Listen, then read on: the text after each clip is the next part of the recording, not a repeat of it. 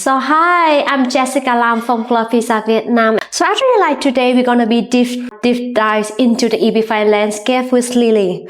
Lily is like Director of Policy Research and Data Analysis at IIUSA.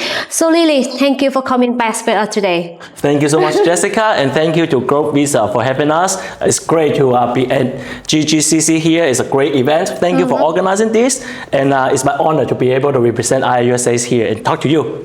Yes. Okay, so let's go to the first questions. I think like could you share how you approach your research?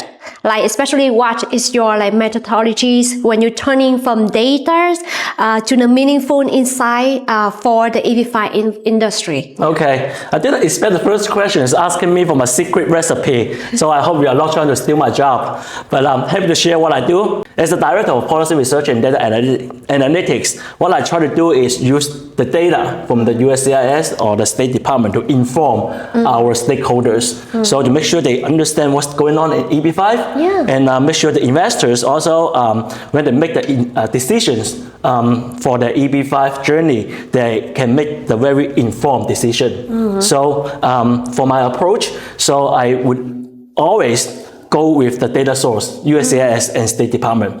So from these governmental agencies, we can always get the most authentic information, and based on this information, I would really based on my audience, I would cater my research to let my audience know what they need to know. For investors, I would love to share with them the information about the processing time, for example, how long it's going to take for you to get your visa, and also like what's the trend of project selections, what are the projects are popular right now, and things like that. Yeah, that's a lot of things we know from the data. He summarized all of that for us to know. So actually like the advocacy is the most powerful way to turn into action, right? So actually could you share a specific example where the IIUSA research directly influenced the positive policy change or the classification of IIUSA? Sure. So actually we rely data on a lot of things, especially so when we have the policy discussion about the RA back in 2020 and 2021 before the RA became law.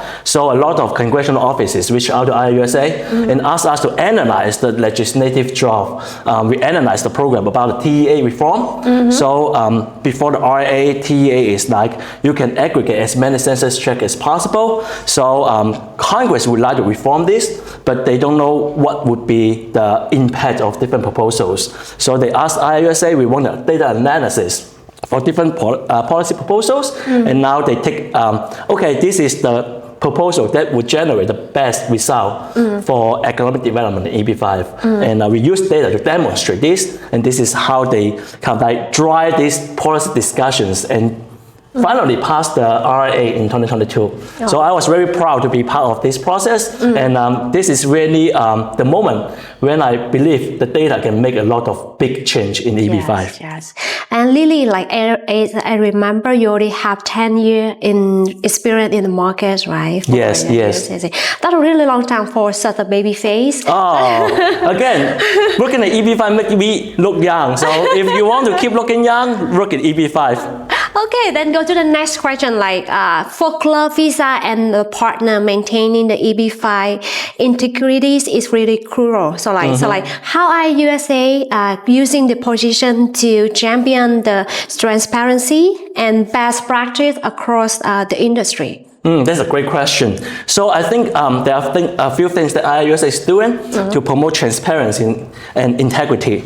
First of all, we always use the authentic data from the government. So we use the original data. So we analyze the data from the government. So it's always the most authentic information. And also IIUSA, we are a non-for-profit association. So what we try to do is to grow the program. We are not trying to sell a project. We are not trying to just like get some investors. We want the EB5 industry to be bigger. We want more and more investors can use the EB5 program to get their green card. So our information is always independent. Another position for IIUSA is we have a lot of members. So overall, we have 350 member associations, organizations around the world. Globe Visa is one of our member associations. We always appreciate your support. We appreciate you. with these members, they are the key for us to engage with the market. Because for our information, we produce this information, we share that with our members, and our members can share that with their investors, their clients.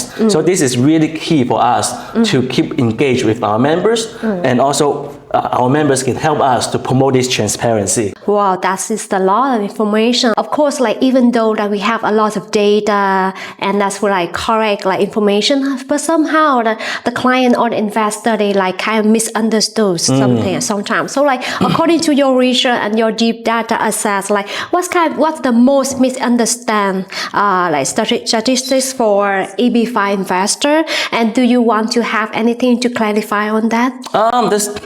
You always ask really tough questions. So I think, personally, maybe one of the most misunderstood concept in EB5 is that a lot of investors, they think EB5 is risky. So I think so there are two components of EB5, right? For the investment side of things, so by law, it requires the investment must be at risk. So at risk does not mean risky, but like that's the investment side of things. But however, I think the most misleading statistics in EB5 is for the immigration side. So right now for the 5 to 6 year approvals, the approval rate is over 90%.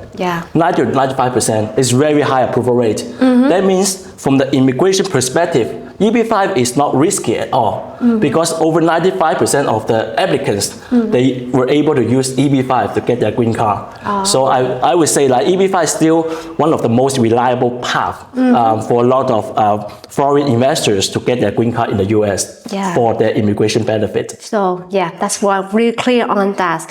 And we come to the final question. Okay. Time flies. And finally, like how can organizations like IUSAs and our global leaders like Globe Visa work better in the future to turn like the valuable analysis data that you have to benefit the entire EB5 industry? So I think as I just mentioned, engagement or communications is the key. So we have a lot of information, as you mentioned, and there's so many new developments in EB5. So I think by engaging with our valuable members like Globe Visa, we can help to promote this information, and we can help our investors to understand what's going on in EB5. When they make decisions, they're going to make a very informed decision. So I think it's key to continue this engagement. That's why we are here in Singapore to participate in this great summit, because we want to be here to bring everyone the most updated information in EB5. And because of Globe Visa, we're able to do so.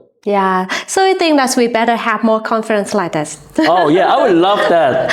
And you have such a great panel discussions. I learned a lot, and I met with a lot of like industry stakeholders. And if you can host more conferences, I would travel with you guys. And thank you to have you here with us today. Thank you so much, Jessica. And it's great to be here. So this is Global Citizenships Week in Globe Visa, day 2, and I'm Jessica Lam. So please stay tuned for more. Thank you so much. Thank you.